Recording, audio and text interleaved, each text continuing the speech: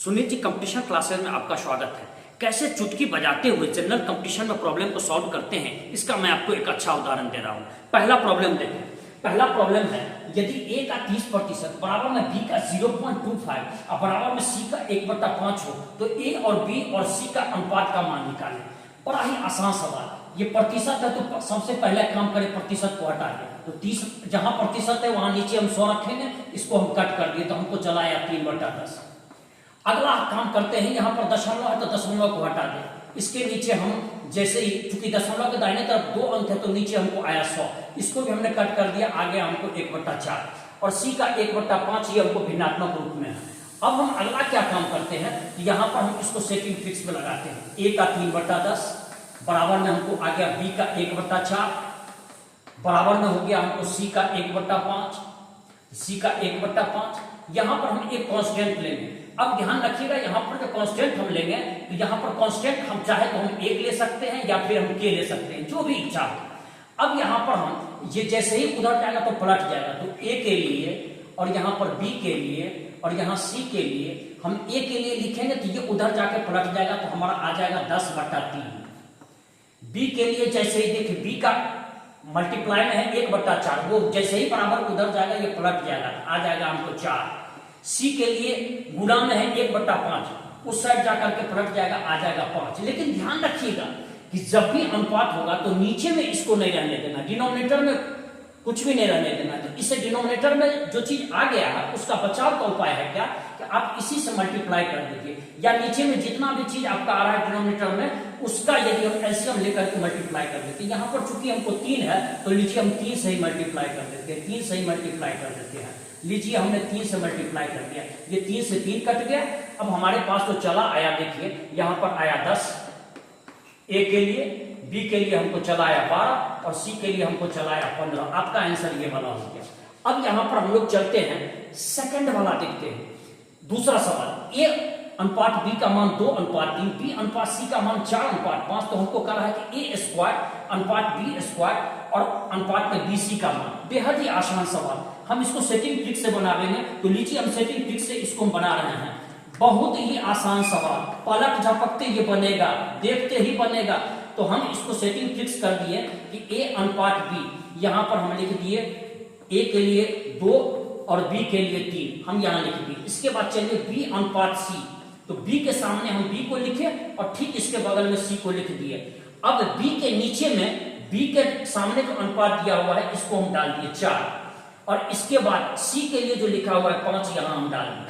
अब एबीसी का ज्वाइंट अनुपात निकाल लेते हैं। इस तरह के प्रॉब्लम में आपको ज्वाइंट अनुपात निकालना बेहद फायदेमंद होगा। अब ज्वाइंट अनुपात कैसे निकालेंगे, तो सबसे आसान विधि है कि जो आपका खाली स्थान है उसके निकटतम का अंक लिख दें। यहाँ 3 आ जाएगा और यहाँ पर एक खाली स्थान है तो निकटतम का 4 है, 4 हम लिख दिए। अब हम अगला काम करते हैं, तो a के लिए हमको आ गया 4 दूनी 8, b के लिए हमको हो गया 4 तिया 12 और c के लिए हो गया 5 तिया 15। अब इसी को क्या करना है, आपको यहाँ पर बिठा देना है। अब देखिए a के लिए 8 आया, 8 स्क्वायर कीजिएगा कितना चला गया 64। इसी तरह आपका b के लिए क्या आया है, b के लिए आया है 12, 12 का स्क्वायर कीजिएगा आ जाएगा 144। और उसी तरह से आप जब bc के लिए आइएगा तो b के सामने है 12 और c के सामने है 15, इसको गुना कीजिएगा तो 180 चला। हम इसको काट देंगे, लीजिए हम 4 से काट देते हैं, हमको चला आया 16। इसको हम काटेंगे, हमको चला आया 36। बस हमारा यही वाला उत्तर देखिए 16 और 36 जा रहा है। इसको भी काटेंगे 45 आएगा। पलक झपकते हमारा सवाल सॉल्व हो गया। तीसरा सवाल हूबहू जनरल कंपटीशन में ये सवाल कई बार पूछ चुका है, और इस तरह का सवाल यदि बेहतर है, आपके दिमाग में यदि फिट हो जाए तो और अच्छा बात। यहाँ पर देखिए m का 10% बराबर में n का 20% है। हम क्या करेंगे, प्रतिशत से प्रतिशत काट दिए। इसके बाद ध्यान रखिएगा 10 से हम इसको काट दिए, यहाँ 2 आया, यहाँ 1 आया। अब m के नीचे जैसे ही हम n को लावेंगे, m के नीचे n को लावेंगे तो 2/1। वैसे भी आपको ध्यान रखना है कि m का जो कोफिशिएंट होगा या और n का कोफिशिएंट होगा, तो m के नीचे n लावेंगे तो इसका जो कोफिशिएंट है ये परिवर्तित हो जाएगा। तो 20 के नीचे 10 लावेंगे 2/1 आ जाएगा। ये आपका उत्तर हो गया। अब जो चौथा सवाल है ये थोड़ा सा अलग हट करके है और इन तीनों प्रॉब्लम से ये ज्यादा कठिन है। अब देखिए क्या करना है, a अनुपात b का मान 1/2 अनुपात में 3/8 है, b अनुपात c का मान 1/3 अनुपात 5/9 है, c अनुपात d का मान 5/6 अनुपात में 3/4 है, तो ए बी सी डी का ज्वाइंट अनुपात निकालें। हमको करना क्या है, हमने आपको पूर्ण ही बतलाया कि नीचे में डिनोमिनेटर नहीं रहने देना है। अब इसका उपाय क्या है कि 2 8 का एलसीएम लीजिए और इसको मल्टीप्लाई कर दीजिए। यहाँ तो हम एलसीएम लिए 2 8 का एलसीएम 8 आ गया, इसको मल्टीप्लाई कर दे लीजिए 2 चौका 8, अर्थात कि हमको ए के लिए आ गया 4 और इसके लिए हम बी के लिए आवेंगे तो इसको कट कर दिए, तो लीजिए ये हमारा 4:3 आया। हमने क्या किया, 2 8 का अनुपात लिया और अनुपात नहीं, क्षमा चाहता हूं, 2 8 का एलसीएम लिया और ऊपर में हमने 8 से गुना कर दिया।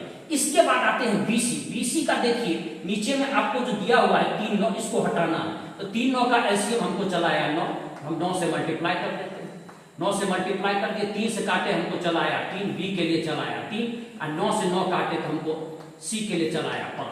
अब हम अगला काम वही काम सी और डी के साथ करेंगे, नीचे वाले को नहीं रहने देना। 6 4 का एलसीएम हमको चलाया 12, यहाँ हम 12 रख दिए और इसके लिए भी रख दिए 12 ऊपर में। अब इसको कट कर देते हैं, 6 दूनी 12 और इधर हमको आ गया 4 या 12। अब हम इसको गुना करेंगे तो हमको सी के लिए आ गया 10 और डी के लिए हमको चलाया 9।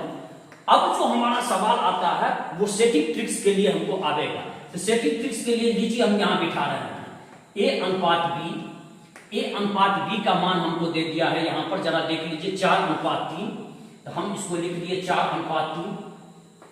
इसके बाद आप चले आइए बी अनुपात सी के लिए, तो बी के सामने बी को रखें और बी अनुपात सी के लिए हमारा चलाया 3:5 और इसके बाद हम लोग चलते हैं सी अनुपात डी।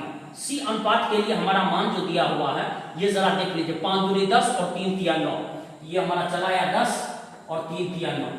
अब यहां पर हम क्या करेंगे, ज्वाइंट अनुपात निकाल देंगे। ज्वाइंट अनुपात निकाल देंगे, लीजिए ए बी और ये हमारा आ गया सी अनुपात डी, यहां जो लिखाया है तो सी अनुपात डी। अब हम ज्वाइंट अनुपात निकालेंगे। अब लीजिए ए और बी और सी और डी, इसका ज्वाइंट अनुपात निकालेंगे। जो जो खाली स्थान है उसको हम उसी के निकटतम से पूरा करेंगे। ये 2 खाली स्थान है ये और ये खाली स्थान, यहाँ 3 रख दिए, यहाँ 3 रख दिए।